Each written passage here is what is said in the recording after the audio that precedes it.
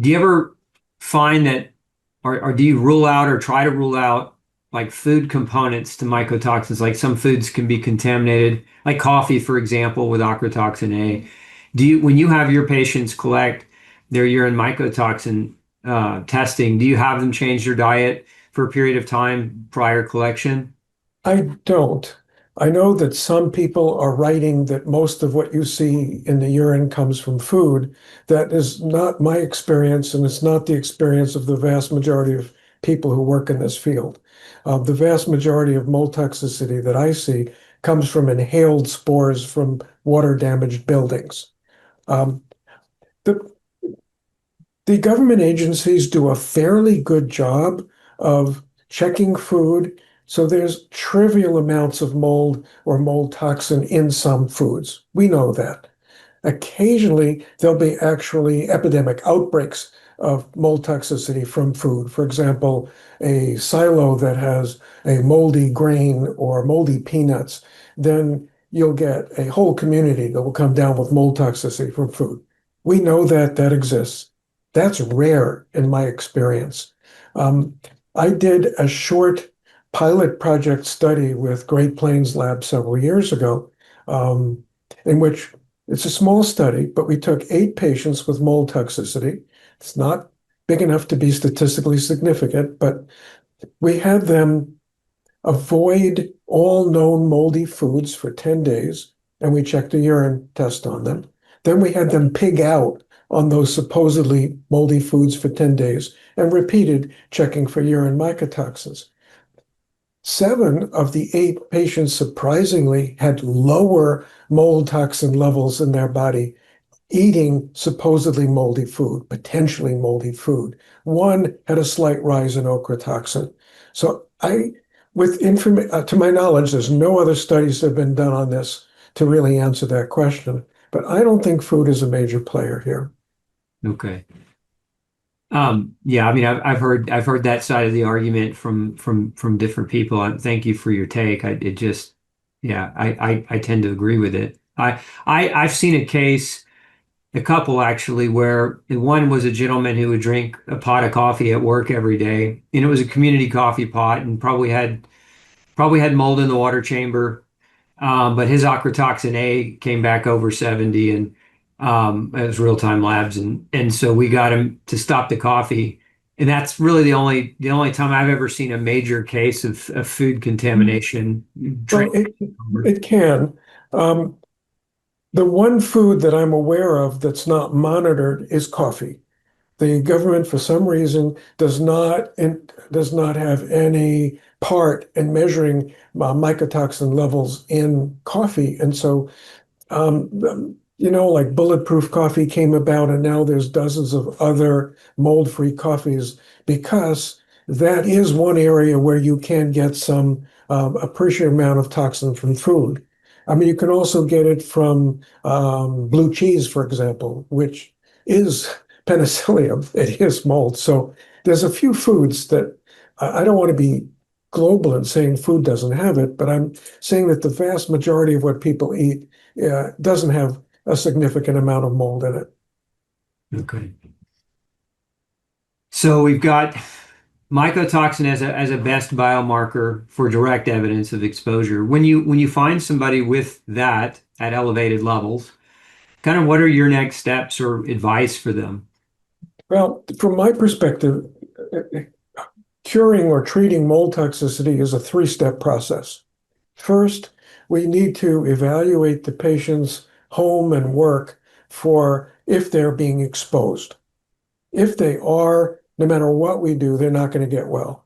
And that's one thing that I think everyone in the mold field agrees on. Um, um, there are different schools of thought about the right way to treat it, et cetera. But one thing we all agree on is you can't get well if you're being exposed to mold ongoing. Can't happen. So we need to test the home and work for the presence of mold species so that we can either remediate it or let the folks know you're going to need to leave this place. You need to get out. You won't get well otherwise. That's one step. Second, you need to take binders that are specific for the mycotoxins that we're seeing in their urine. And we now have a pretty much know how to do that. Third, many, if not most people who've been exposed to mold have been exposed long enough that they've colonized, meaning that mold is now growing in their sinus or gut areas or both, and antifungals are going to be necessary so that it gets out of their body. So those are the three main components of treatment. So let's start with number one. When you're referring them out to have inspections done, could you comment to what how should somebody screen for a mold inspector? Because a lot of the industry is, air test centric.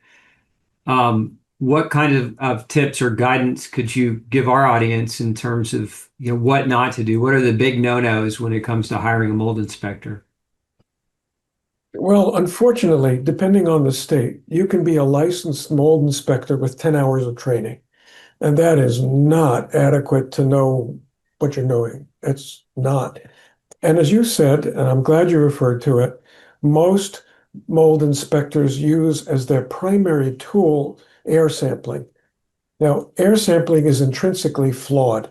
In air sampling, you're sucking the air out of the middle of a room and measuring the kinds of molds and the number of spores in that air sample. Well, that's nice, but all mold spores are heavier than air. They're not sitting in the middle of the room. They're on the floor. So it's not sampling what's really there. And way too many people have been told, oh, we've sampled the air and your place is fine, when in point of fact, it's very toxic to them and they're not looking in the right place for it. So first, don't use air sampling as your primary way of knowing if your home is safe. And then, experts disagree on this, but in my experience, ERMI testing, in which we're testing the dust present in a home, is the most accurate way to know whether or not a home is safe. And personally, I use a two-step process to help patients understand where the mold might be, first crudely and then honing in with ERMI testing. So I typically use mold plate testing so that we can put a mold plate in every room in the house, which would include a crawl space, basement, attic, garage, and then with the mold plate, which is just a petri dish that grows mold, you leave it open to air on the floor for 2 hours with some air circulation going on, put the top back on, and you see what grows. If something is growing, you need to get it analyzed so know what you're looking at, because non-toxic mold species will grow on the plate just as well as toxic. So just because you have an ugly looking plate doesn't mean you have a problem.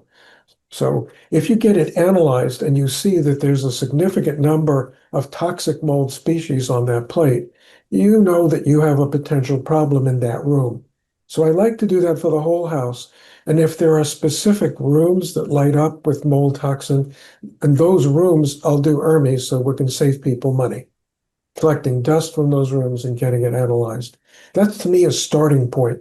If those tests clearly show mold toxicity, then I'll bring in an IEP to an environmental inspector who can do it. And as you're pointing out, that's potentially tricky. Not all IEPs are created equal. Some have been years of experience and they're really good at it, and others you really don't have a clue what they're doing. And you could spend a lot of money on it. Um, one of my comments to uh, consumers would be find an inspector who is not also going to do the remediation so that that person doesn't have a vested interest in saying, oh, we've got a $50,000 remediation project here, which would be self-serving for that person. You want to have someone who has a clean look. I'm just telling you what's in your house. This is what you have. And then, and here's a list of people you could go to who are good at remediation, because that's another can of worms. Yeah, for sure. I know I had a case in California. I think it cost her 15,000. The same inspector was the remediator, and anyway, once they took her money, they were gone. She never heard from them again, and of course, they didn't do a very good job. So, you can get burned pretty bad by shysters that are out there looking You, to you make. can. There's a website for the organization ICI, the International Society for Environmentally Acquired Illness, that has a website that lists um, mold inspectors that are at least part of that organization. That's not a testimony that they're all perfect or excellent, but that's a good place to start. Okay.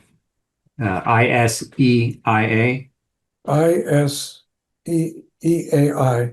EAI. Okay. Yes. EAI. Okay. Okay.